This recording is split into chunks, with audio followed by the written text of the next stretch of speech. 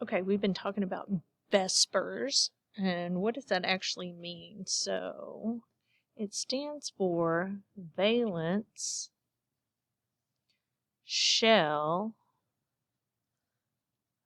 electron pair repulsion. Okay, this is a theory, by the way. I guess we should say theory. VSEPR.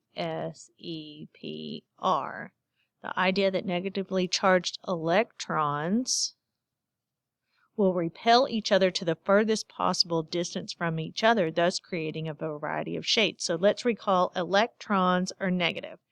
So they're going to repel each other, just like a magnet. You can't put negative to negative, right? So depending on how many atoms you have, we can create these 3D shapes. So they're not flat like this. And if we could see them, they would create a 3D shape. So we're going to use the Lewis structures that you drew to determine the geometry of the molecule. And you're going to need... Okay, so we're going to use this chart I gave you. So find this chart right here, Vesper theory molecular shapes. Okay, how do I read this chart? Well, it says A equals the central atom, X is an atom bonded to A, and then E is a lone pair. Okay, and I'm going to show you what a lone pair is here in just a second. Okay, so let's look at our example number 1 once again. Here it is, boron trichloride, okay? And we're going to focus only on the central atom, all right, when determining the number of shared and unshared pairs of electrons. So let's remember this is a shared pair. All right, and this is straight from the worksheet you've been doing. This one, right? We're still on this one. Okay, and then remember these all have unshared pairs out there. I'll just put them for you so you don't get confused. But we're not focusing on chlorine. We're only focusing on boron because he's our central atom, right? And we're trying to figure out how many shared pairs are on the central atom. So how many do I have? Well, I see 1. We're going to circle them. There's 2. And then there's 3. So that means there are 3 shared pairs of electrons. Total electrons is 6, but again, we're talking about pairs of electrons. All right, and again, number 5. Oh, I guess I should raise that up so you can see what we're doing. So we got 3 shared pairs. All right, so on number 5 here, how many electron pairs are unshared on the central atom? Look at boron. Does he have any unshared pairs like these chlorines? No, he doesn't. So we're going to say 0. All right, so he's what we call a 3, 0. We're going to locate 3, 0 on our chart, okay? 3, 0. So I get my chart and I go here. All right, already, how many domains do I have? Well, around boron, I've got 1, 2, 3 domains. That means how many bonding sites do I have?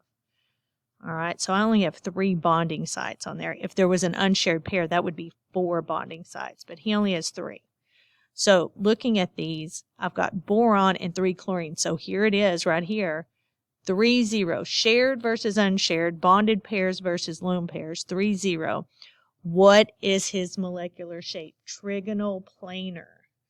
Trigonal planar. All right. So what am I going to write on my paper? So I'm going to go back to this worksheet here, and I'm going to put in number of bonded pairs, 3. Number of unshared pairs, 0. Molecular geometry, trigonal planar. Where did I get that? Straight off of this chart. I didn't have to come up with it. All I had to figure out was the 3, 0 trigonal planar. Okay, and there's an example. Is that like our example? Yes. Okay, and then we'll talk about hybridization here later. All right, so that's what your next job is. I didn't write that. Trigonal planar. All right, so on your Vesper practice, that's the next thing you're going to do is you're going to figure out your molecular geometry for all of your examples here. Now, what happens when I only have 2 atoms? atoms, okay? Because this doesn't apply. Well, let's look at this right here. What I got? I got hydrogen with fluorine. So fluorine has to be the central atom on this because hydrogen can never be the central atom. So fluorine is our central atom. Okay? And he's bonded to what? A hydrogen. Well, he can only bond on one side. So that means he only has one domain. So that makes him linear. But let's talk about that for a minute. Anytime we only have two atoms, that's the only shape we can make. So think about that. Say this is our atom. We have hydrogen. We have fluorine. I can't create all these other crazy shapes. Notice I have to have more than one atom to make all that happen, all right? So anytime you have just two atoms, it's linear, all right? When we're talking about double bonds, okay, so we did this earlier. Let's go back to that example over here. When you have a double bond, we're going to count a double bond as one. So there's one shared pair, 2, 3, right?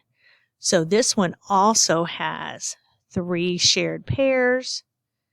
How many are unshared on the central atom? 0. So he happens to be a 3, 0 as well. So when you go to write that up here, this is also trigonal planar. Okay, which makes sense because, let's look at that. We've got sulfur and 3 oxygen. Let's look at that. Sulfur, 3 oxygen. Fits our mold, right? There would be our picture, trigonal planar. All right, see if you can figure out your molecular geometry for the rest of these. And the next video, we'll go over hybridization.